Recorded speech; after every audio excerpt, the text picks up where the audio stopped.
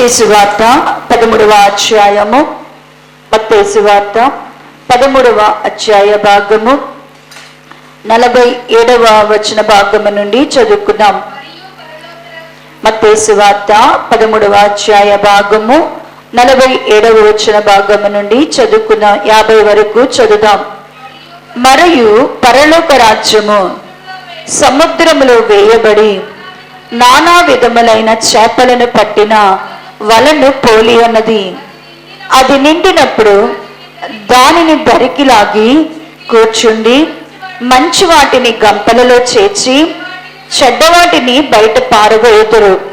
అలాగే యుగ సమాప్తి అందును జరుగును. దేవదూతలు వచ్చి నీతిమంతులలో నుండి దుష్టులను వేరుపరిచి వీరిని అగ్నిగుండములో పడవేయుదురు. అక్కడ ఏడ్పును పండ్లు కొరుకుటయు ఉండును. ప్రార్థించేద్దామండి.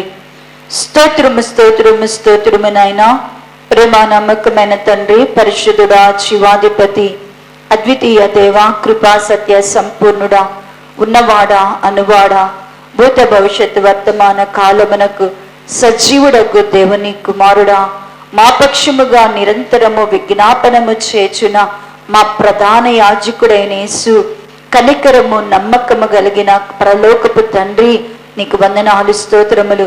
మేము పాపులము అయా, భక్తిహీనులము, శత్రువులము, నీడల విరోధ భావము కలిగి మా దుష్క్రియల చేత, మా దుష్ప్రవర్తన చేత బాహాటముగా నిన్ను సిలువకు అప్పగించిన వారము అయినను శాశ్వతమైన ప్రేమతో మమ్మలను ప్రేమించి ఉగ్రత దినమందు మమ్మల్ని రక్షించుటకు శరీరధారిగా లోకానికి వచ్చి నీ మాంసయుక్త దేహం యొక్క మరణము ద్వారా నీ అమూల్యమైన రక్తాన్ని మా కొరకు చిందించి మా పాపముల నుండి మమ్మలను విడిపించి రక్షించి నీ ప్రేమను మా ఎడల మీరు వెల్లడిపరిచినందుకు వందనాలు ప్రభువా. మేము నిత్యము నీకుండవలనని, ఇప్పటి యుగమందు మాత్రమే కాక రాబోవు నీ రాజ్యములో నీ మహిమ ఎదుట సంఘము నిలిచి ఉండవాలనని, సంఘమును మీరు ప్రేమించిన ఆయన నీ వాక్యముతో ఉదక స్నానము చేయొచ్చు అయ్యా. మా కొరకు నువ్వు సిద్ధపరిచిన ఆ రాజ్యం యొక్క మహిమలో, నీవు మా కొరకు సిద్ధపరిచినటువంటి స్థలము యొక్క వైభవములో ప్రభువా మేము నిత్యము నీకుండునట్లుగా ప్రభువా నీ వాక్యము చేత మాతో మీరు మాట్లాడుతున్నారు. మా కొరకు మీరు ఏమి సిద్ధపరిచి ఉన్నారు, మీరు దేనిని మా కొరకు దాచి ఉంచి ఉన్నారు, ఆ మేలును స్వతంత్రించుకొనుట కొరకు సంపూర్ణమైన సిద్ధి నొందిన ఆత్మలముగా నాయనా పరిపూర్ణులముగా చేయబడి పరలోక రాజ్య మర్మములను ఎరిగిన వారముగా ఆ రాజ్యమునకు నా తండ్రి వారసులు మగనట్లుగా నీ సన్నదులు మమ్మలను మేము సిద్ధపరచుకోవడానికి కృపదాయ చేయండి. ఆనాడు శిష్యులకు బోధించినటువంటి నీ రాజ్య మర్మములను మాకును మీరు వెల్లడిపరచుచుండగా నీ వాక్యమును విని గ్రహించి లోబడగలిగిన స్వస్థ బుద్ధిని అయ్యా మాలో ప్రతి ఒక్కరికి దయచేయండి. సుబుద్ధిని మాకు దయచేయండి. ఇంకా మాలో ఉన్న అజ్ఞానం ఏదైతే ఉన్నదో కొట్టివేసి ఇంకా నిర్లక్ష్యముగా అయా మా సంవత్సరములను మేము దొర్లింపకున్నట్లుగా దేవ నూతనమైన నీ క్రియను జరిగించి నీ రాజ్యము కొరకు మమ్మల్ని సిద్ధపరిచి నీ మహిమ ఎదుట మమ్మల్ని నిలబెట్టుకొని మీరే మహిమ ఘనత ప్రభావములు పొందుకొనమని చేరుకుడి వచ్చిన ప్రతి ఒక్కరితో కూడా మీరు మాట్లాడండి. వినుటకు వినువారమై ఉన్నాము కానీ గ్రహించినటువంటి అవివేకులముగా ఉండొద్దు నాయన.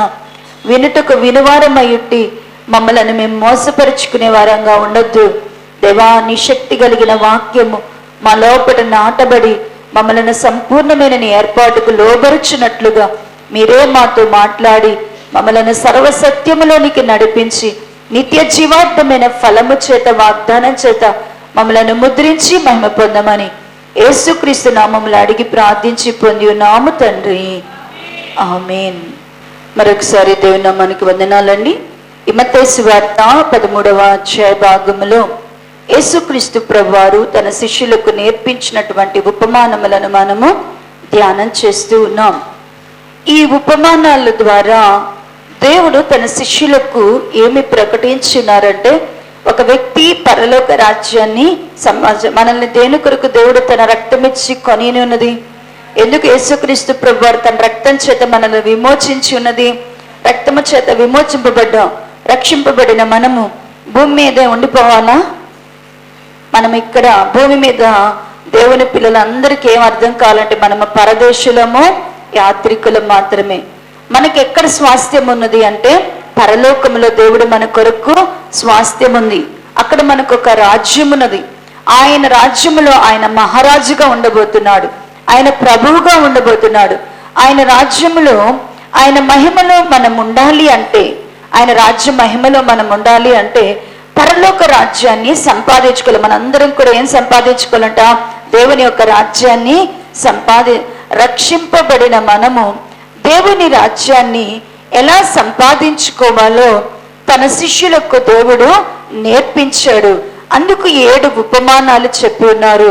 ఆ 7 ఉపమానాలను గురించి మనము ధ్యానం చేస్తున్నాం. మరి ఎంతమంది హృదయాలలో ఈ ఉపమానాలు గుర్తున్నాయో తెలీదు.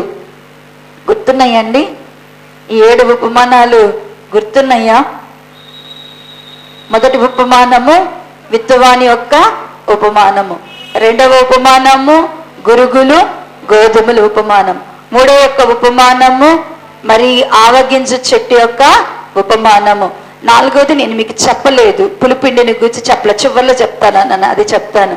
5వ ఉపమానము పరలోక ధనము, పరలోక రాజ్యం యొక్క ధనాన్ని యొక్క ఉపమానము. 5వ ఉపమానం ఏంటి అంటే కనుక మంచి ముత్యముల ఉపమానము. ఇప్పుడు 6వ దానిలోనికి వస్తున్నాం. ఏమిటి అంటే కనుక మరియు పరలోక రాజ్యము సముద్రములో వేయబడి నానా విధములైన చేపలను పట్టిన వలను పోలి ఉన్నది. అది నిండినప్పుడు దాన్ని దరికి లాగి కూర్చుండి మంచి వాటిని గంపలో చేర్చి చెడ్డ వాటిని బయట పారవేయదురు. అలాగే యుగ సమాప్తి అందు జరుగును. దేవదూతలు వచ్చి నీతిమంతులలో నుండి దుష్టులను వేరుపరిచి వీరిని అగ్నిగుండములో పడవేయుదురు. అక్కడ ఏడ్పును పండ్లు కొరుకుటయు ఉండును. ఈ 7వ ఉపమానములో యేసుక్రీస్తు ప్రభు వారు చెప్పినది ఏంటి అంటే కనుక పరలోక రాజ్యాన్ని ఎలాగా దేవుడు పరలోక రాజ్యములో ఎవరు ఉండబోతున్నారు, ఎలా ఆయన పరలోక రాజ్య సంబంధికులను ఆయన తీసుకొని వెళ్ళబోతున్నారు, పరలోక రాజ్యములో ఉండేవారు ఎవరు ఎలా అనేది ఇక్కడ వివరిస్తున్నాడు. పరలోక రాజ్యం అంట సముద్రములో వేయబడినటువంటి నానా విధమైన చేపలను పోలి ఉన్నదంట. ఏంటి అంటే కనుక ఒక మరి చేపలు పెట్టేవాడు గనక, జాలరి గనుక సముద్రంలోనికి వెళ్తే వాడు ఏం చేస్తాడు అంటే కనుక వల వేస్తాడు. సముద్రంలో చేపల కొరకు ఏం వేయాలా? ఎక్కువ కావాలి అంటే ఏం చేయాలా? ఒక్కటి కావాలంటే ఏం చేయాలా? ఒక్కటి కావాలంటేనేమో గాలం, దాని యాంగ్లర్ వేయాలా. అదే చాలా కావాలనుకోండి ఏమేయాలా? వల వేయాలా. కాబట్టి దేవుడికి కూడా పరలోక రాజ్యాన్ని చేరడానికి ఏమేస్తున్నారంటే ప్రభువారు వల చాలా మంది రావాల. మరి సముద్రములో వేయబడిన వల పోలి ఉన్నదంట. వలలోనంట చాలా చేపలు ఉన్నాయంట. ఇప్పుడు చేపలు మాత్రం ఏమొచ్చినాయంట? కొద్దిగా రాలేదు, చాలా చేపలు ఆ వలలోకి వచ్చినాయంట. చేపలన్నీ వలలో ఉన్నాయి. కానీ ఇప్పుడు ఆ వలను తీసుకొచ్చాడు ఆ యొక్క ఎవరైతే ఆ జాలరి ఏం చేశాడు అంటే ఆ వలను బయటికి తీసుకొచ్చి ఒడ్డు దగ్గరికి తెచ్చుకున్న తర్వాత ఇప్పుడు చేపలను, వలలో పట్టిన చేపలనంట గ్రేడింగ్ చేస్తున్నాడంట. ఏం చేస్తున్నాడు అంటేనంట గ్రేడింగ్ చేస్తున్నాడంట. ఏం గ్రేడింగ్ చేస్తున్నాడు అంటేనంట ఒక గంప పెట్టుకున్నాడంట పక్కన ఆ యొక్క జాలరి. ఆ గంప పెట్టుకొని ఆ వలలో ఉన్న మంచి చేపలనేమో గంపలో వేసుకుంటున్నాడంట. చెడ్డ చేపల్లో కూడా ఏమున్నాయంట? చేపల్లో కూడా ఏమున్నాయంట? మంచి ఉన్నాయి, చెడ్డ ఉన్నాయి. చేపల్లో మంచి వాటినేమో గంపలో వేసుకుంటున్నాడంట, చెడ్డ చేపలనేమో ఏం చేస్తున్నాడు అంటేనంట బయటికి విసిరేస్తున్నాడంట. ఈ మాట విని ఈ మాట ఉపమానం చెప్తుంటే ఎందుకు ఈ మాటను ప్రభువారు చెప్తున్నాడు, ఎందుకు ఈ మాటను ప్రభువారు చెప్తున్నాడు అంటేనంట ఈ మాట యొక్క అర్థము ప్రియులగా ఇప్పుడు దేవుడు ఒకసారి మరి పేతురు, యోహాను, యాకోబులు కూడా వల పడుతూ మరి వాళ్ళు కూడా చేపలు పడుతున్నప్పుడు దేవుడు వారి దగ్గరికి వెళ్ళి ఒక వాగ్దానం చేశాడు. ఏమని చేశాడంటే, మిమ్మల్ని ఏం చేస్తాడంటే మనుషులను పట్టే జాలరులుగా.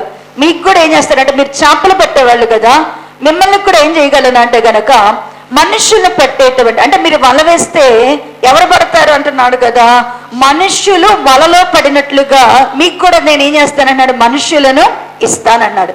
ఇప్పుడు ఈ చేపలు ఎవరు అంటేనంట, ఈ చేపలు ఎవరు అంటేనంట మనుషులే. చేపలు, నానా విధమైన చేపలు ఎవరు అంటేనంట, ఈ నానా విధమైన చేపలు ఎవరంటేనంట మనుషులే. యేసుక్రీస్తు పరలోక రాజ్యము వలలాగా ఉందంట. పరలోక రాజ్యం అనే వల వేసినప్పుడంట నానా విధమైన చేపలు పడినట్లుగా మనలో అందరము కూడా ఇప్పుడు ఆ వలలోనే ఉన్నాం. మనందరం కూడా ఇప్పుడు ఎక్కడున్నాము అంటేనంట వలలోనే ఉన్నాం. ఆ వలలో పడ్డ చేపలని ఇప్పుడు మనం వలలో ఉన్నాం కాబట్టి ఇప్పుడు పరలోక రాజ్యంలోకి వెళ్ళిపోతామా అనుకుంటే వెళ్ళమంట. చేపలంగా అనుకుంటే మనుషులు పట్టే చేపలు, మనుషులాంటి చేపలం కదా, చేపలు అనే దాంటిని కదా మనందరినీ కూడా దేవుడు చేపలతో పోల్చాడు కదా. కాబట్టి మనం అందరము కూడా చేపలమే కాబట్టి మనం పాములం కాదు కదా. దేవుడు ఇంకొక ఉపమానం చెప్పాడు, రెండవ చెప్పాడు. ఒకసారి యేసుప్రభు అన్నాడు, తండ్రి అంట మీరు చేపను అడిగితే మీ కొడుకు మీరు పామునిస్తారా అంటున్నారు. చేప అనేది శ్రేష్టమైన ఆహారానికి, ప్రభు సిద్ధపరిచిన ఆహారానికి, ప్రభు తిన్న ఆహారానికి, ప్రభుకి ఇష్టమైన దానికి సూచనగా ఉంది. చేప అనేది, చేపలు అనేవి మరి దేవుని వాక్యాలు, నేను ఇంక అదంతా వెళ్ళను, నేను విషయంలోనికి వద్దామని మీకు చెప్పట్లేదు. చేపలు అంటే దేవుడు కూడా ఇష్టంగా పట్టి కాల్చి ఇచ్చింది ఏదంటేనంటే చేపలు. చేపలు మంచి ఆహారం, అందుకని ఏ ఆహారానికైనా వంక పెడతారు కానీ చేపలు మాత్రం డాక్టర్లు కూడా ఏం తినొచ్చు అని చెప్తారంటేనంట, చేపలు తినండి అయ్యా, ఆరోగ్యానికి మంచిది, ఆరోగ్యానికి మంచిది చేపలు. మరి ఆ చేపలను మనుష్యులకు సూచనగా ఉన్నాయి. ఈ చేపలు దేవుడు సిద్ధపరిచినటువంటి ఆహారానికి సూచనగా ఉన్నాయి. ఈ చేపలు బలానికి కూడా, ఎందుకు చేపలంట చాలా ఆరోగ్యకరమైన అంట. ఎందుకు ఆరోగ్యకరమైన అంటే, మన గుండె బాగా పనిచేయాలన్నా కూడా, గుండె కొవ్వు పట్టకుండా ఉండాలన్నా, గుండె బాగా పని చేయాలన్నా కూడా అంట ఏం వాడమంటారంటే గనక, ఇప్పుడు మీరు అంటారు కదా చేప నూనె ఒక టాబ్లెట్ ఉంది, ఒమేగా టాబ్లెట్స్ అంటారు. అవన్నీ కూడా ఏంటంటేనంట మంచి చేపల నుంచి ఏం చేస్తున్నారంటే గనక టాబ్లెట్లు తయారు చేస్తున్నారు. ఈ చేప నూనె ఎందుకు, ఈ చేప నూనెని ఒక టాబ్లెట్గా చేస్తున్నారు.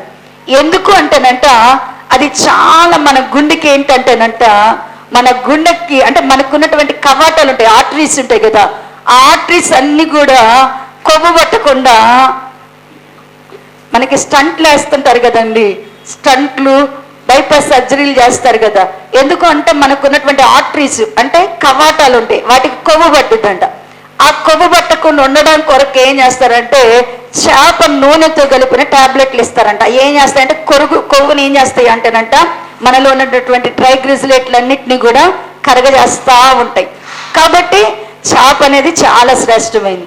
ఇప్పుడు వలలో చేపలు పడ్డాయి, రకరకాల చేపలు పడ్డాయి, ఒక జాతి కాదు, అనేక రాయికమైనటువంటి జాతులు కలిగిన చేపలు మరి వలలో పడినప్పటికీ కూడా మరి అక్కడంట కూర్చున్నటువంటి ఆ జాలర్ ఏం చేస్తున్నాడు అంటేనంట చేపలను గ్రేడ్ చేసుకుంటున్నాడంట.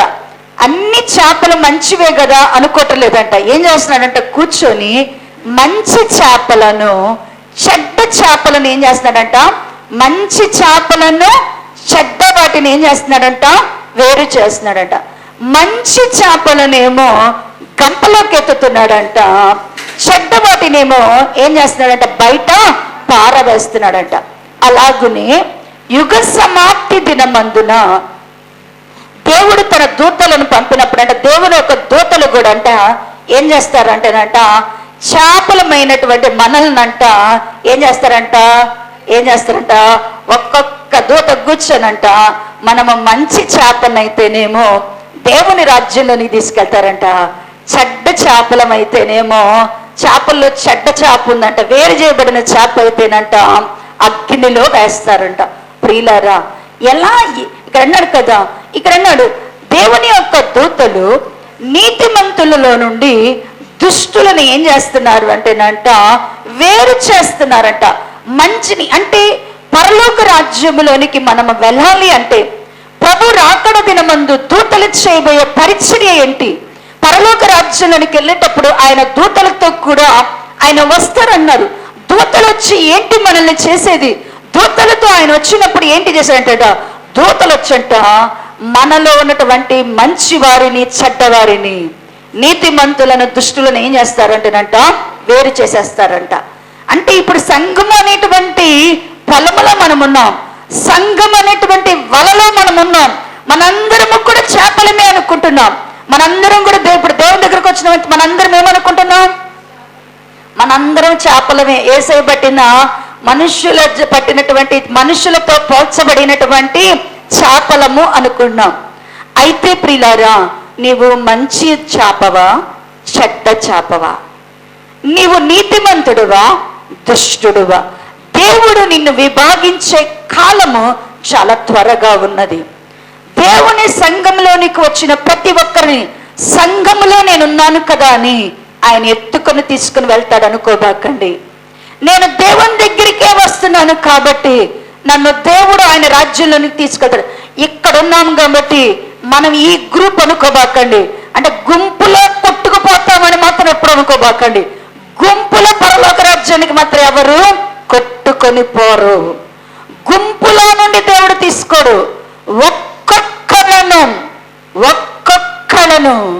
ఒక్కొక్క దూత ఏం చేస్తుందంటే పరీక్ష చేసి నువ్వు మంచి చేపవా, చెడ్డ చేపవా? నీవు నీతిమంతుల జాబితాలో ఉన్నావా, దుష్టులుగానే ఉన్నావా? పరిశీలన చేసి వేరు చేస్తుందంట. అసలు ఈ ఒక వేర్పాటు, ఈ పరిశీలన ఏ కారణాలతో చేస్తారు? దేనిని బట్టి మనము మంచివారము, చెడ్డవారముగా దేవుడు మనల్ని వేరు చేస్తాడు. దేనిని బట్టి పరలోక రాజ్యములో విభాగింపబడతాము అంటే కనుక అందరము చేపలే. ఇక్కడ ఏమైనా చేపలు, పాములు ఏమైనా ఉన్నాయా? చేపలు, పాములు ఉన్నాయా? లేవు. ఇక్కడ చేపల్లో పాములు లేవు. అన్ని కూడా ఏమంట చేపలే. అన్ని కూడా ఎట్టున్నాయంట? అన్ని కూడా గొర్రె మేకల్లాగే ఉన్నాయి. అందరూ కూడా ఎట్టున్నారంట? గొర్రె మేకల్లాగే ఉన్నారు.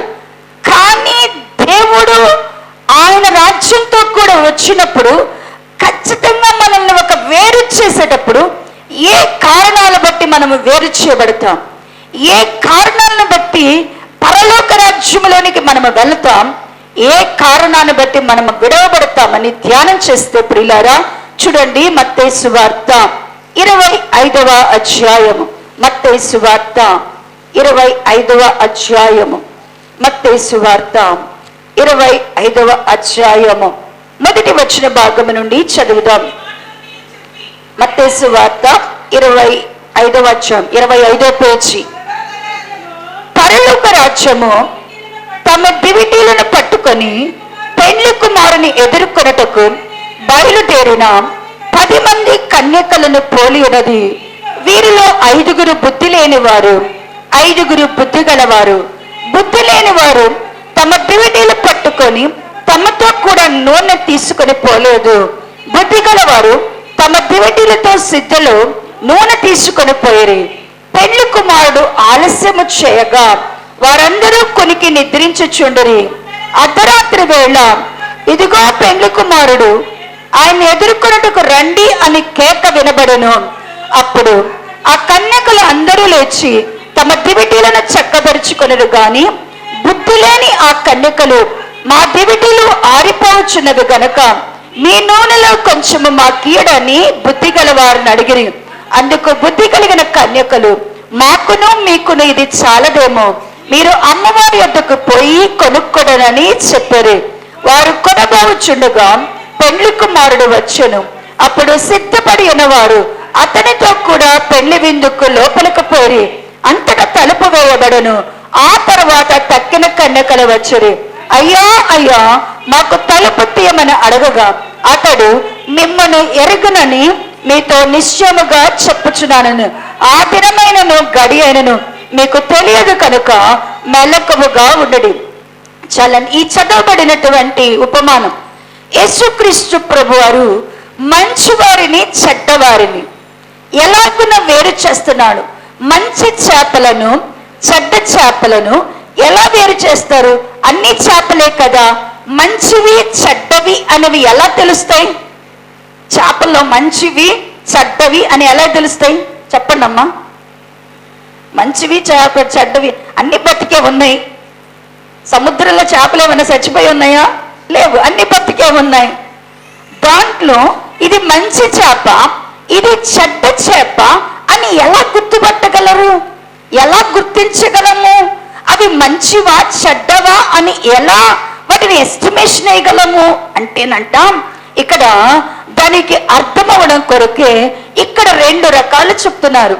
ఈ పరలోక రాజ్యం అంట మంచి వారిని చెడ్డవారిని ఎలా వేరు చేస్తుంది అంటేనంట, 10 మంది కన్యకలు ఉన్నారంట. కన్యకలు మొత్తానికి మాత్రం పరలోక రాజ్యానికి అందరు ఎవరున్నారంట? అందరు ఎవరైనా ఉన్నారా? అపవిత్రులు ఎవరైనా ఉన్నారు ఇక్కడ? అపవిత్రులు అంటున్నారు. ఏమంటున్నారు? అందరూ కూడా ఏమనంట 10 మంది కన్యకలే ఉన్నారు. 10 మంది కన్యకలలో ఇక్కడ 10 మంది కన్యకలు అన్నారు.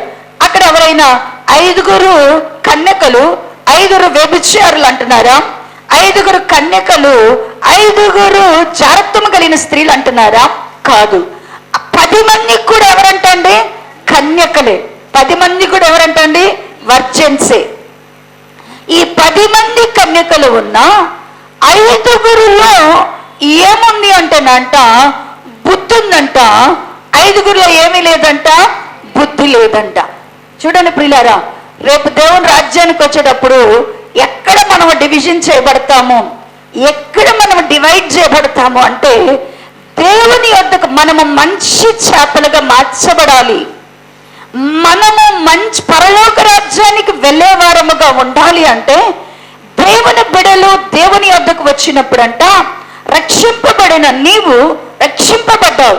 దేవుని రాజ్యానికి పోవాలి అంటే నేను మారు మనసు పొందాను కదా, ఒక్కనాటి మారు మనసు, ఒక్కనాటి ప్రసవ వేదన, ఒక్కనాటి భక్తి నేను దేవుని రాజ్యంలోకి ఎప్పుడు తీసుకెళ్ళలేదు. ఇది గుర్తుపెట్టుకోవాలా.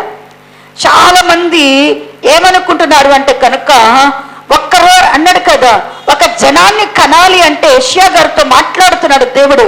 ఒక జనంగా నేను కనాలి అంటే ఒక్కరోజు నువ్వు ప్రసవ వేదన పడితే నువ్వు దేవుని కుమారులను కనగలవా? కనలేం. ప్రియులారా, ఒక్కరోజు నువ్వు ప్రార్థన చేస్తే నీ కొడుకు మారడు. ఒక్కరోజు నువ్వు ప్రార్థన చేస్తే నీ పరిస్థితులు మారవు. ఒక్కరోజు ప్రార్థన చేస్తే నీకు సమాధానం రాదు. ఒక్క రోజులో ఏది జరగదు. ఖచ్చితంగా దేవుని బిడలు నీ పిల్లలు మారాలన్నా, నీ స్థితిగతులు మారాలన్నా, నీ ఇంటి పరిస్థితులు మారాలన్నా ఖచ్చితంగా దాని కొరకు నువ్వు ఏం చేయాలంటే కొంతకాలమును ప్రసవ వేదన పడాలా, భారం ఉండాలా. ఏదో ఒక 5 నిమిషాలు ఈరోజు అయిపోయింది కదా, ఈ రోజు తనుకోబాకండి. అందుకని ఒక్కనాటి ప్రసవ వేదనతో మనం ఎవరిని కనలేము, ఎవరు మార్పు రాదు. ఒక్కనాటి మారు మనసుతో నేను ఆ రోజు బాప్టిజం తీసుకొని మారు మనసు పొంది బాప్టిజం తీసుకున్నాను కాబట్టి ఇక డైరెక్ట్ గా పరలోకానికి వెళ్తాను అంటే వెళ్ళవు.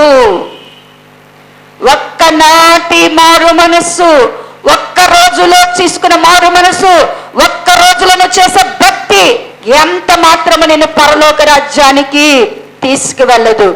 చాలా మంది రక్షింపబడిన వారు ఎక్కడ పడిపోతారు, ఎక్కడ తప్పిపోతారు, ఎక్కడ పోతారు అంటే కనుక రక్షింపబడిన నీవు ఒక దినాలను రక్షింపబడ్డావు.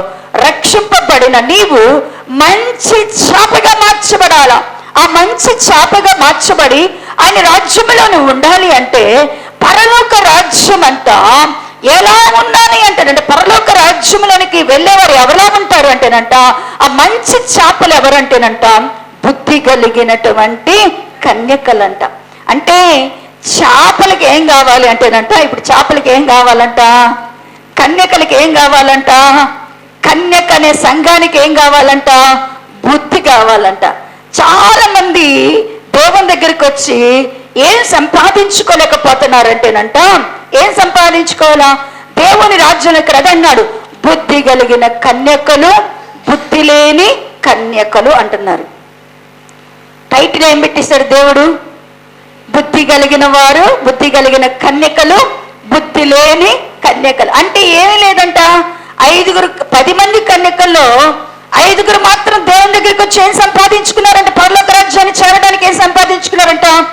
బుద్ధిని సంపాదించుకుంటే 5 దేవుని వద్దకు వచ్చి ఏం సంపాదించుకోలేదంట? బుద్ధిని సంపాదించుకోలేదు. అసలు బుద్ధి అంటే ఏంటండి? అసలు బుద్ధి అంటే ఏంటి?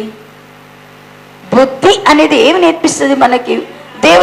దేవుని పిల్లలమైనటువంటి మనకి బుద్ధి కావాలంట. దేవుని యొక్క వాక్యం కూడా అంటుంది కదా, సామెతల గ్రంథములో సొలొమోను గారు రాస్తూ అంటాడు, సామెతల గ్రంథము 5వ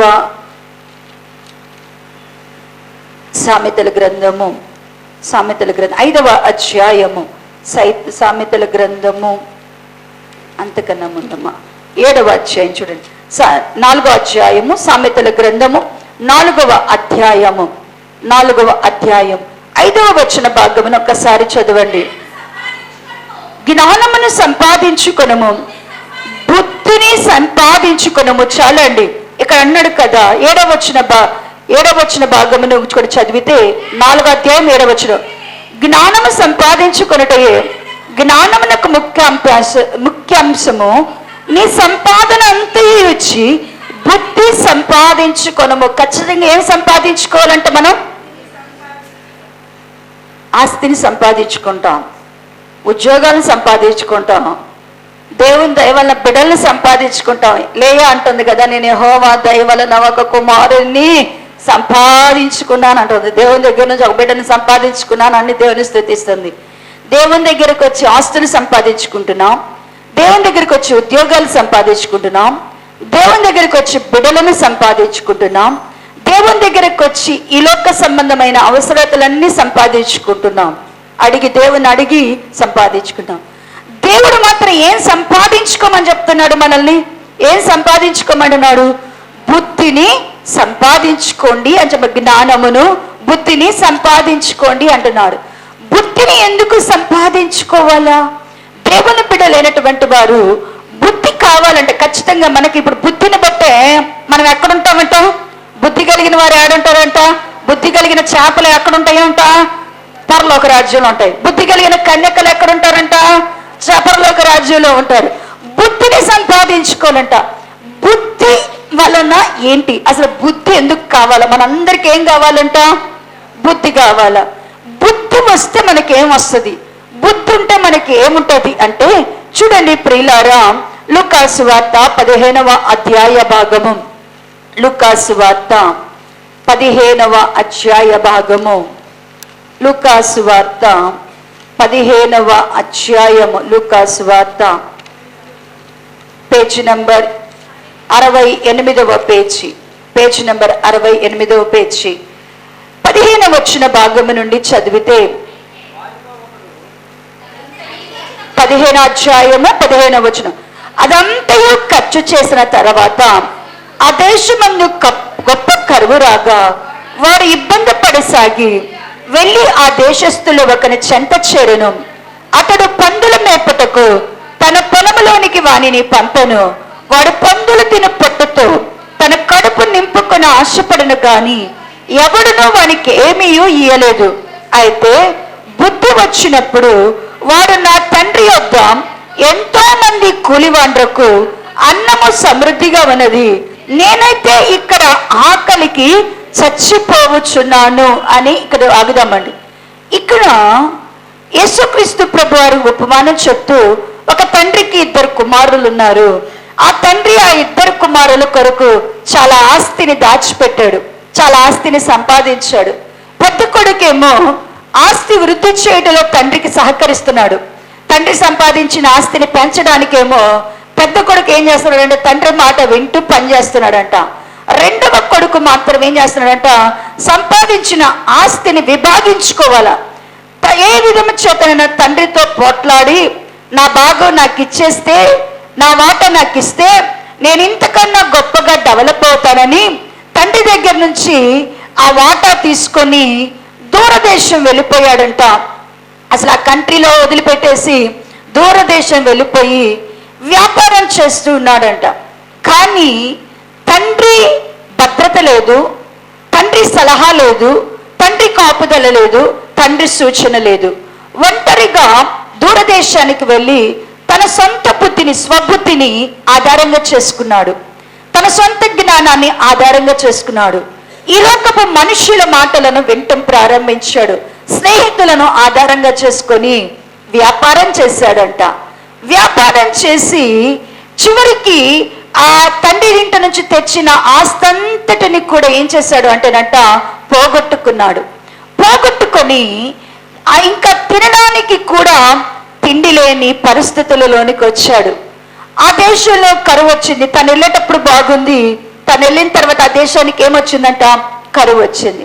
ఇక తిండికి ఇబ్బంది పడి ఏం చేయాలో తెలియక ఆ దేశస్తులో ఒకని చెంత జరి నాకేదైనా పని కల్పించమన్నప్పుడు ఆ ఇంటి యజమానుడు అంట, అయ్యా నీకు నేను ఇవ్వడానికి నా దగ్గర ఏ పని ఉంది అంటే, నాకు పందుల పెంపకం ఉంది, నేను పందులు పెంచుతాను, ఇదే నా వ్యాపారం, నీకు ఇష్టమైతే నా పందులు నువ్వు ఖాయమన్నాడంట. ఖాయమన్నప్పుడు ఆ పందులను కాస్తున్నప్పుడు ఆకలికి తట్టుకోలేకంట ఆయనకంట ఆకలి బాధ ఏం చేసిందంటే ఆ పందులతో కూర్చొని ఏం చేశాడు అంటేనంట పొట్టు తింటున్నాడంట. ఆ పొట్టు తింటున్నప్పుడంట అతనికి దేవుడు ఏమిచ్చాడు అంటేనంట బుద్ధినిచ్చాడంట. ఏమిచ్చాడంట? బుద్ధినిచ్చాడంట. బుద్ధి ఎప్పుడు వచ్చిందో అప్పుడు అర్థమైందంట. ఏమని అర్థమైందంటే వాట్ ఈస్ మై ఫాదర్, మా నాన్న ఇంటి అనేది ఎప్పుడు అర్థమైంది అంటేనంట బుద్ధి అర్థమైంది.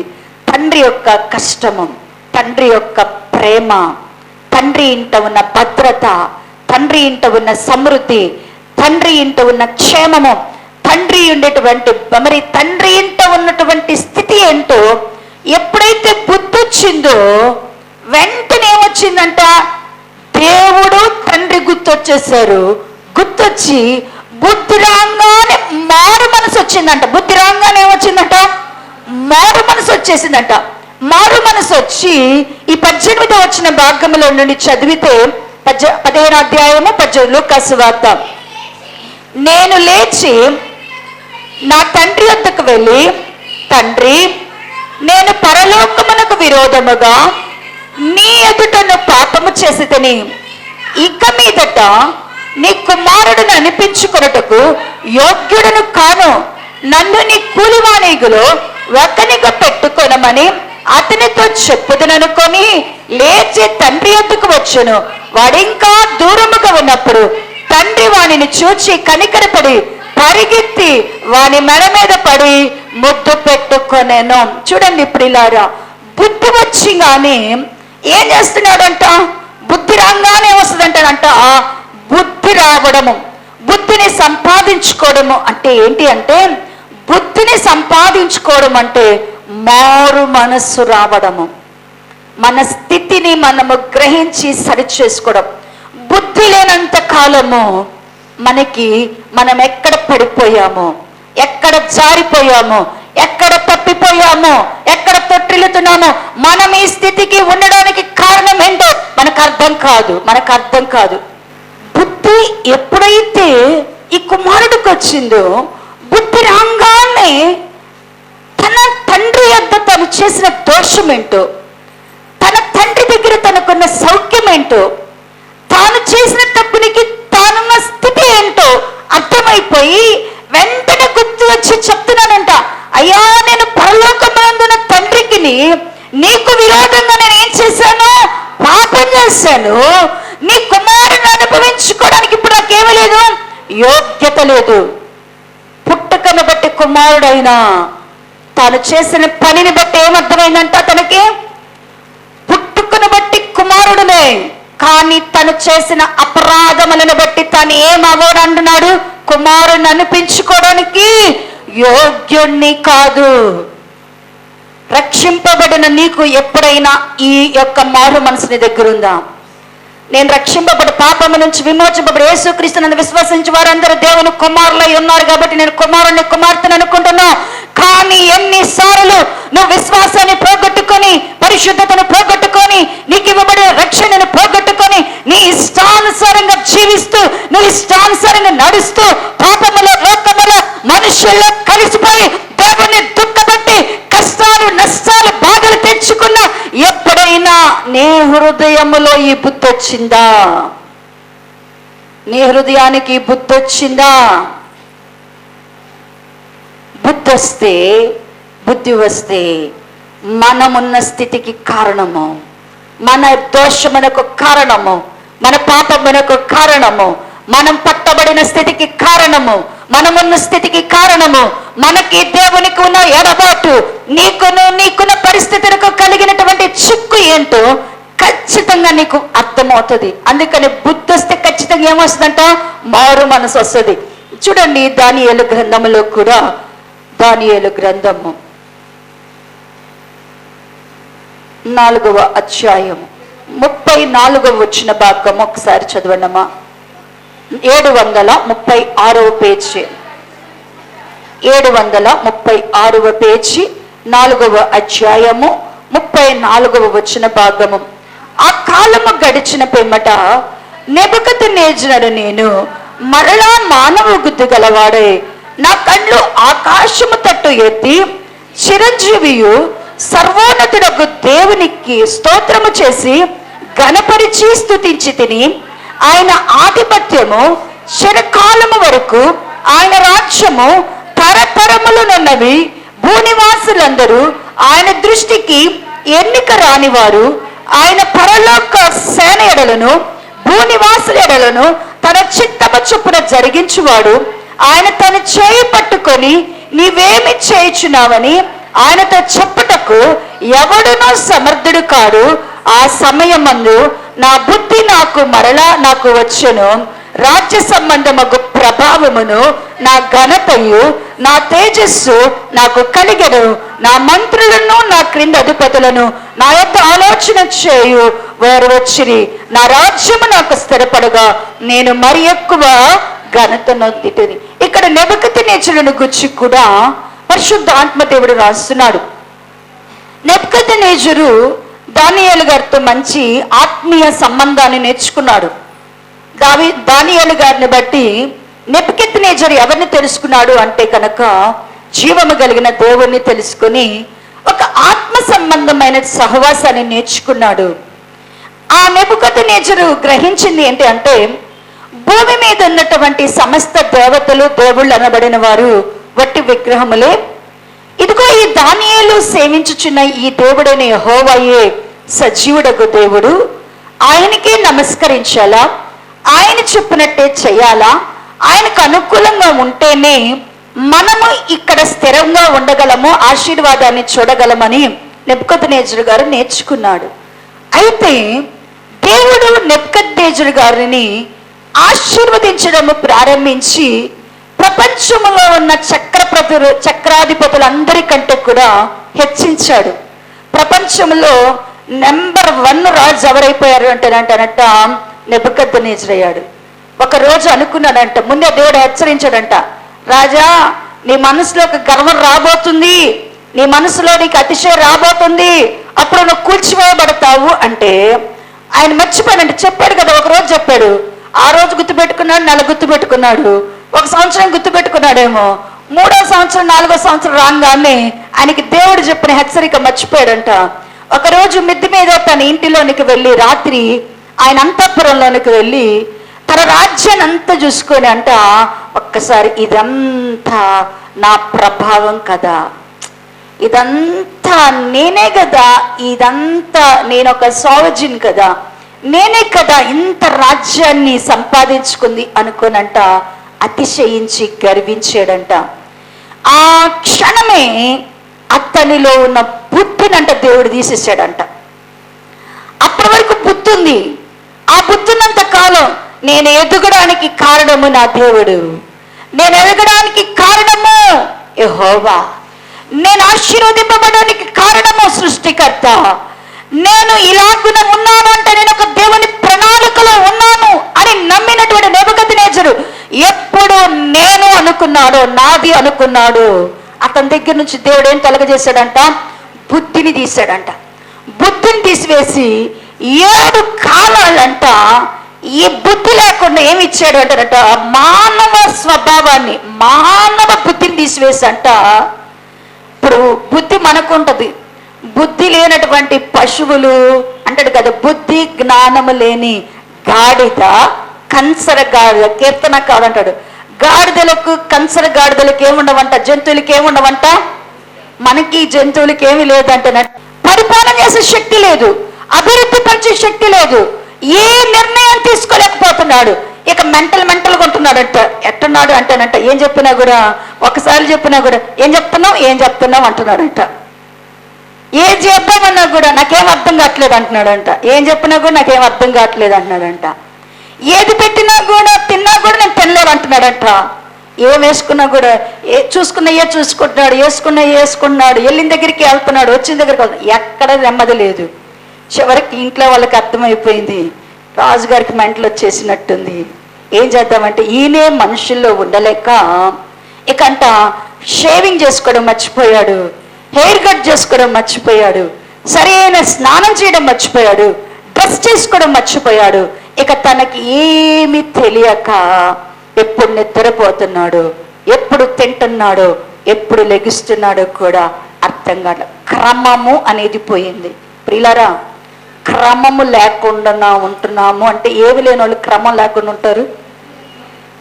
బుద్ధి లేకపోతే ఏముండదు మనకి, ఏ ఏళ్ళకి తింటామో తెలీదు, ఏ ఏళ్ళకి పడుకుంటామో తెలీదు, ఎప్పుడు ఎక్కడికి వెళ్ళాలో తెలీదు, అంతా గాలి వాటానికి కొట్టినట్టుగా ఉంటాం. ఇలా ఉన్నామంటే నెబుకద్నెజరు అదే, ఎప్పుడు ఏం తింటున్నాడో తెలీదు, గోళ్ళు ఎంత పెరిగినా కూడా కట్ చేసుకోవాలని తెలియట్లేదంట, జుట్టు ఎంత పెరిగినా కూడా చేపుసుకోబుద్ధి కావట్లేదంట, ఆయనకి తెలియట్లేదంట. పైన మంచు పడుతున్నా కూర్చుంటున్నాడంట, ఆడే చింపిరి జుట్టు ఉంది అనుకున్నా అట్టానే ఉంటున్నాడంట. మొత్తానికి బుద్ధి పోయింది. బుద్ధి పోయిన తర్వాత దేవుడు ఒక కాలానికి కనికరించి ఆయనకి బుద్ధినిచ్చాడంట. ఏమిచ్చాడు అంటేనంట, దేవుడు ఏం చేశాడంట, బుద్ధినిస్తే అప్పుడు ప్రారంభిస్తున్నాడు సర్వోన్నతుడకు దేవుడు అంటున్నాడు. దేవునికి ఏం చేస్తాడు, సర్వోన్నతునకుడికి దేవునికి స్తోత్రం అని చెప్తూ, ఆయన రాజ్యము తరతరములు ఉంటుందని చెప్తూ, ఆయన భూనివాసులందరినీ ఆయన చిత్త ప్రకారంగానే నడిపిస్తాడు. ఆయన చేయబట్టుకొని ఇది చెయ్యి అని చెప్పగలిగిన వాడు ఎవ్వరు కూడా లేదు అని చెప్తున్నాడు. పిల్లరా, బుద్ధి వస్తే దేవుడేంటో అర్థమవుతావు, నువ్వేంటో అర్థమవుతావు. బుద్ధి వస్తే దేవుణ్ణి ఎంత కనపరచాలో నీకు తెలిసిద్ది. బుద్ధి వస్తే నువ్వు ఎలా ఉండాలో నీకు తెలిసిద్ది. బుద్ధి వస్తే నువ్వు ఎక్కడ పడిపోయావో తెలిసిద్ది. బుద్ధి వస్తే నీ లోపమేంటో నీకు తెలిసిద్ది. చాలా మంది అంటారు కదా, మేము ఎన్ని ప్రయత్నాలు చేసినా మేము సక్సెస్ కావటం లేదు, మేము ఏం చేసినా, మేము ఎన్ని వైద్యులు సంప్రదించినా మా రోగం కుదరటం లేదు, మేము ఎన్ని ప్రయత్నాలు చేసినా మేము సక్సెస్ కావటం లేదు. కాకపోవడానికి కారణము మీ దగ్గర ఏమి లేదంటే, సక్సెస్ అవ్వకపోవడానికి కారణం ఏంటో మీకు తెలియటం లేదు. కారణం ఏంటి అంటే ఏమి లేదంట, బుద్ధి లేదు.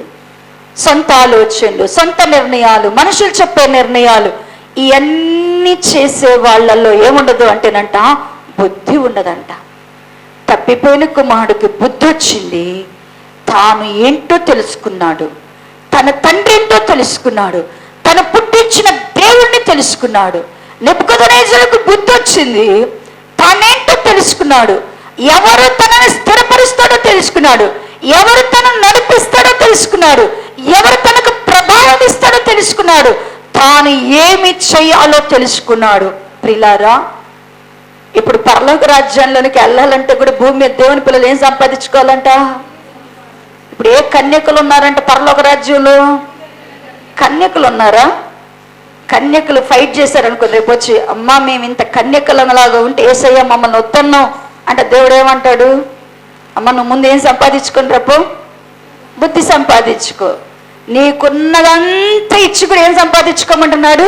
బుద్ధిని చూడండి, బుద్ధి ఏమి నేర్పిస్తుందో 2వ దినవృత్తాంతాలు గ్రంథము 6వ అధ్యాయము, 2వ దినవృత్తాంతాల గ్రంథము 6వ అధ్యాయము, పేజీ నెంబర్ 364 పేజీ, 364 పేజీ, రెండవ దినవృత్తాంతాలు, 2 Chronicles 364వ పేజీ.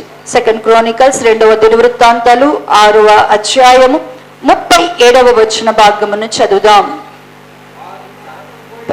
చదవండి, పెద్దగా చదవండి అయినా. వారు చెరక్కుపోయిన దేశమందు బుద్ధి తెచ్చుకొని మనసు తిప్పుకొని, మేము పాపము చేసేదమి, దోషులమైతిమి, భక్తిహీనముగా నడిచితమని ఒప్పుకొని, తాము చెరలోనున్న దేశమందు పూర్ణ హృదయముతోనూ పూర్ణాత్మతోనూ నీ వద్దకు మళ్ళుకొని, తమ పితరులకు నీవిచ్చిన తన దేశమును మీదకి నీవు కోరుకునే పట్టణం మీదకి, నీ నామ ఘనత కొరకు నేను కట్టిన ఈ మందిరము మీదకి మనస్సు త్రిప్పి విన్నపము చేసిన ఎడలా చాలండి. ఇక్కడ అంటున్నాడు దేవుడు, ఏమని అంటున్నాడంటే, ఇక్కడ సొలొమోను గారు చెప్తున్నాడు, ఒకవేళ నీ ప్రజలైన వారు చెరలోకి వెళ్ళిపోయారు, బంధకాల్లోకి వెళ్ళిపోయారు, బంధకాల్లో నుంచి వారు విడిపింపబడాలంటే వారికి ఏం రావాలని కోరుకున్నాడు? చెరలో నుంచి రావాలి అంటే ఏం కావాలంటున్నాడు? ఇక్కడ అన్నారు, చెరలోనికి పోయిన దేశస్థులు బుద్ధి తెచ్చుకొని ఏం తెచ్చుకోవాలంట? ఏం తెచ్చుకోవాలంటున్నాడు? చెరలోకి పోయిన వాళ్ళు అయ్యా రక్షించయ్యా రక్షించయ్యా అని ప్రార్థన కన్నా ముందు ఏం తెచ్చుకోవాలంట? మన ప్రార్థన కంటే ముందు ఏం తెచ్చుకోమంటున్నారు? బుద్ధి తెచ్చుకోండి. వాళ్ళు గనక బుద్ధి తెచ్చుకుంటే, బుద్ధి తెచ్చుకున్న వాడు ఏం ప్రార్థన చేస్తారంటే, ఎట్లా బుద్ధి తెచ్చుకున్న వాడు ఎలా ప్రార్థన చేస్తాడు? ఇక్కడ చెప్తున్నాడు, బుద్ధి తెచ్చుకొని అంటున్నాడు కదా ఈ వాక్య భాగములో, మనస్సు తిప్పుకొని మేము పాపము చేసితిమి, దోషులమైతిమి, భక్తిహీనముగా నడిచితిమని ఒప్పుకొని. బుద్ధి వచ్చిన వాళ్ళకి ఏం అర్థమవుతాయి అంట? చేసిన పాపాలు అర్థమవుతాయి, చేసిన దోషాలు అర్థమవుతాయి.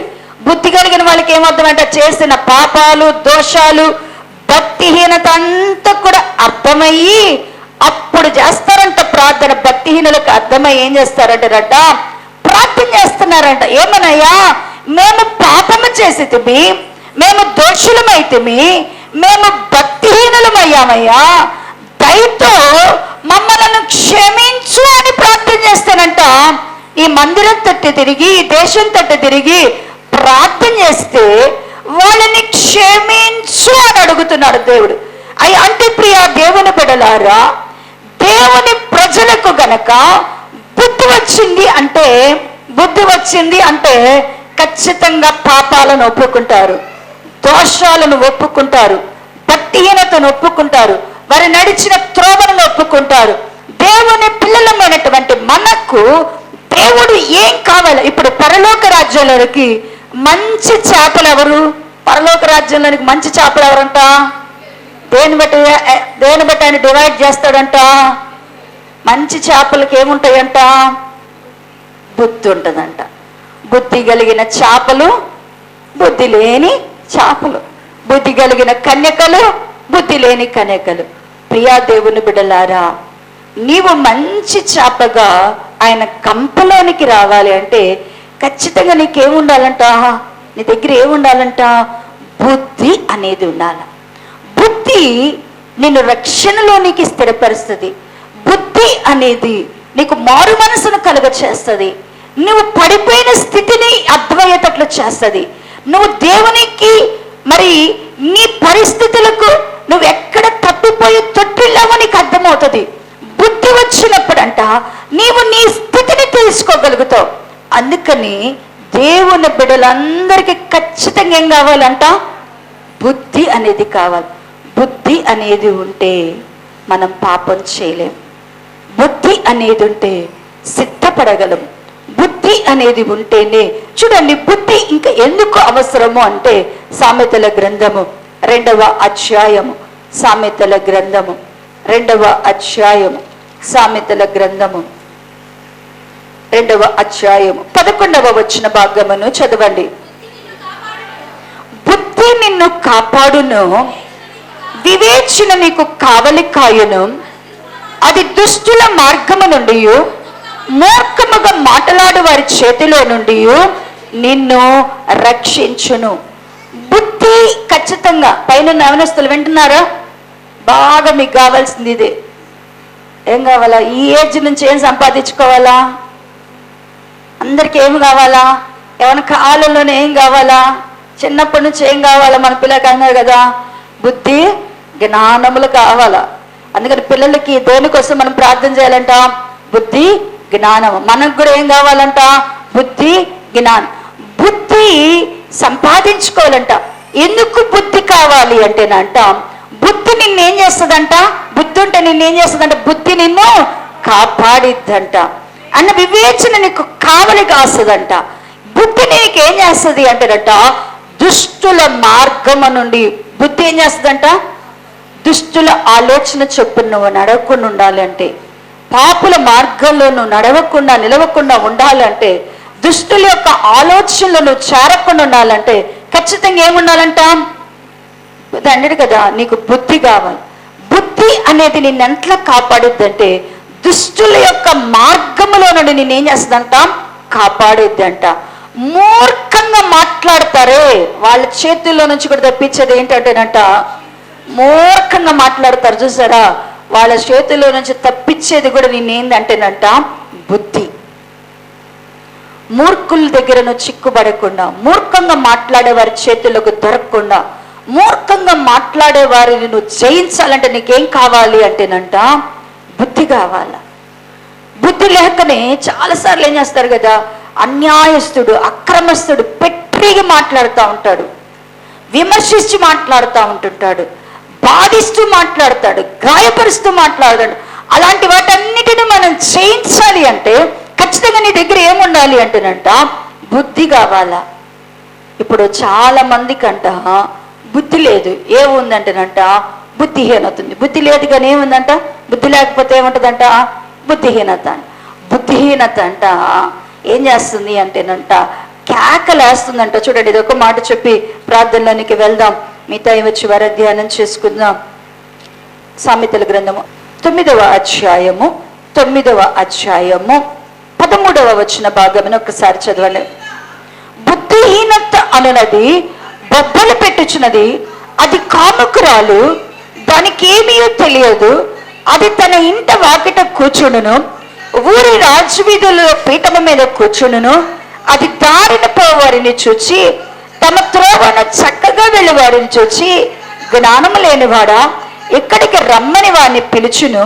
అది తెలివి లేని వాడు ఒకరు వచ్చుట చూచి, దొంగిలించిన నీళ్లు తీపి చాటున తినిన భోజనం రుచి అని చెప్పును.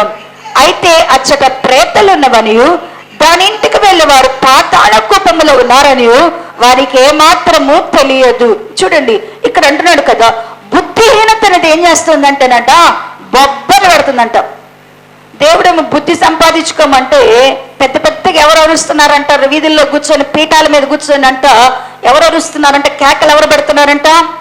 బొబ్బరిల్లుతుంది ఎవరంట? బుద్ధిహీనత అనేది.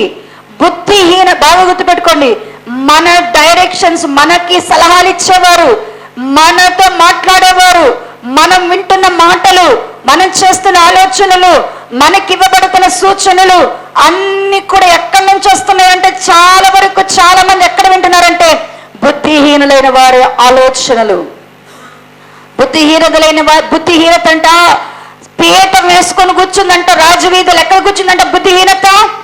రాజవీధులలో కూర్చొని పీఠం వేసుకొని తెలివి లేని బుద్ధిని సంపాదించుకోకపోతే, తెలివి లేకపోతే, జ్ఞానం లేకపోతే అది పిలుస్తుందంట. పిలిచి నిన్నేం చేస్తుంది అంటేనంట అది కాముకురాలంట. బుద్ధిహీనత అనేది ఏంటంట?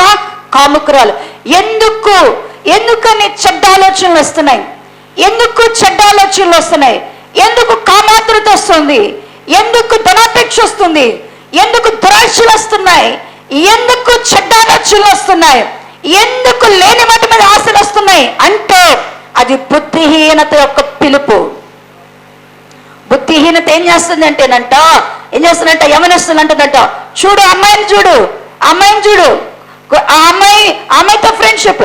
అమ్మాయిలు అంటుందంట అబ్బాయిని చూడు, కామాన్ని పుట్టిస్తుందంట. బుద్ధిహీనత చెప్తుందంట దొంగిలి తీసుకో, చూడటం లేదుగా, తినేసాయి, గబగబ మింగేసాయి, దొంగతనం చెయ్యి, కదా, తినేసు ఆశపడు, ఇతరుల దానికి ఆశపడు. బుద్ధిహీనత చెప్తుందంట, బుద్ధిహీనత చెప్తుందంట నువ్వేమి చదువుకోవద్దు, నువ్వేం భక్తి చేయొద్దు, నువ్వేం పరిశుద్ధంగా చూసేటప్పుడు ఉంటే చాలు, చూసేటప్పుడు ఉంటే చాలు, మందిరంలో ఉన్నప్పుడు కొంచెం స్ట్రిక్ట్గా ఉంటే చాలు, తర్వాత ఎట్టున్నా పర్వాలేదు. బుద్ధిహీనత నేర్పిస్తుంది చెడుతనాన్ని, దురాలోచనను, సెక్షువల్ థాట్స్ను, లస్ట్ను, గ్రీడ్ను, వీటన్నిటిని కూడా ఎవరు నేర్పిస్తారంట? బుద్ధిహీనత నేర్పిస్తుందంట. అందుకని బుద్ధిహీనతను జయించాలి దేవుని సంఘం. మనం ఇంకా బుద్ధిహీనులంగా ఉన్నాం, బుద్ధి లేని వారంగా ఉన్నాం, బుద్ధి లేకుండా రక్షణ ఉన్నాం, బుద్ధి లేకుండా మనము దేవుని సంఘములో ఉన్నా, బుద్ధి లేకుండా పరిశుద్ధులు అనుకున్నా, బుద్ధి లేకుండా వాక్యాన్ని చదివినా, బుద్ధి లేకుండా వాక్యాన్ని ప్రకటించిన, బుద్ధి లేకుండా పాటలు పాడినా, బుద్ధి లేకుండా వాక్యాన్ని ధ్యానించిన, బుద్ధి లేకుండా దేవుని సన్నిధిలో మనము ప్రవచించి ప్రతిష్ఠించుకొనినా కూడా బుద్ధి లేనోడు ఏదో ఒక రోజున ఇంటిలో నుంచి ఏం చేస్తాడంట? పెట్టే బేడ సర్దుకొని పక్కకి వెళ్ళిపోతాడు. బుద్ధి లేకపోతే దేవుని మందిరములో ఎందుకు దేవుని ప్రజలు దురాశలకు, దుర్నీతికి, మరి లోకానికి, పాపానికి, శరీరానికి దోషులు అవుతున్నారంటే, మందిరానికి వచ్చి కూడా తప్పులు చేస్తున్నారంటే, మందిరానికి వచ్చి కూడా అన్యాయం చేస్తున్నారంటే, మందిరానికి కొరకు దొంగతనం నేర్చుకున్నారంటే, మందిరానికి వచ్చి కూడా మోసం చేస్తున్నారంటే, దేవుని దగ్గరికి వచ్చి కూడా ఇలా చేయగలుగుతున్నారంటే ఖచ్చితంగా వ్యక్తులు ఏముంటది? బుద్ధిహీనత పీఠం వేసుకొని కూర్చుంది వాళ్ళలో.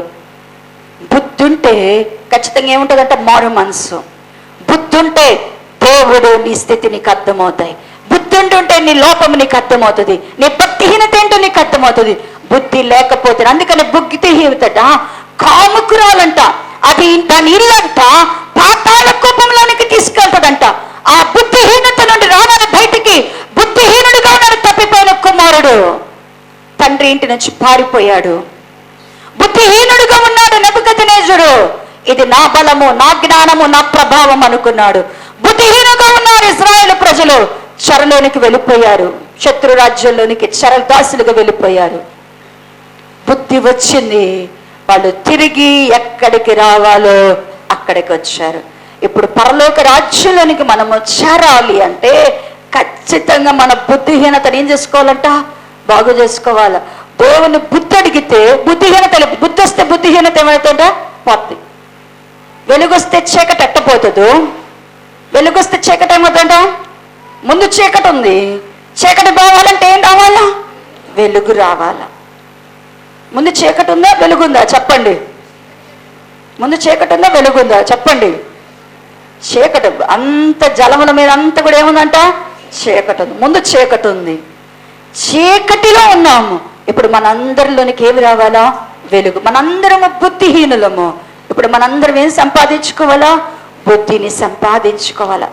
బుద్ధిహీనతనే దాన్ని గనక మనము వదులుకోకపోతే, బుద్ధిహీనత అనేది కనుక వదులుకోకపోతే దేవుని రాజ్యంలోనికి మనము మంచి చేపల్లాగా వెళ్ళలేం. పంచి చేపలు అంటే ఎవరు అంటే బుద్ధి కలిగిన కన్యకలు లాంటి వారు. మంచి చెడ్డ చేపలు అంటే ఎవరంటే బుద్ధి లేని కన్యకలు లాంటి వాళ్ళు.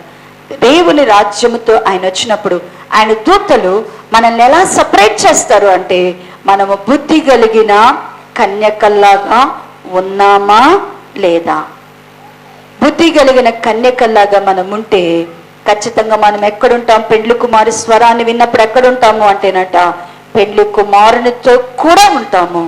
బుద్ధి లేకపోతే ఆ బుద్ధిని సంపాదించుకుని వచ్చే లోపల మనం ఎక్కడుంటాము అంటేనంట, బయటే ఉంటాం, వెలపటే ఉంటాం. ప్రియా దేవుని సంగమా, అంచె దినాలలో ఉన్నారు. ఇన్నాళ్ళు దేవుని దగ్గరికి వస్తున్నాం, ఇన్నాళ్ళు ప్రభుతో సహవాసం చేస్తున్నాం. ఈ 2024 సంవత్సరాన్ని ప్రభు తన ఉచితమైన కృపతో నేను సజీవురాలుగా ఉంచారు కదా. నిజంగా నీ దగ్గర బుద్ధిని సంపాదించుకున్నావా? బుద్ధి కలిగిన కన్యక అనే సంఘంలో ఉన్నావా? మంచి చేపలుగా ఆయన వలలో నుండి గంపలోనికి వస్తావా? అలా గనక రాకపోతే ఈరోజు దేవుడు నీకు అవకాశం ఇస్తున్నాడు. తల వంచి ప్రార్థన చేద్దాం.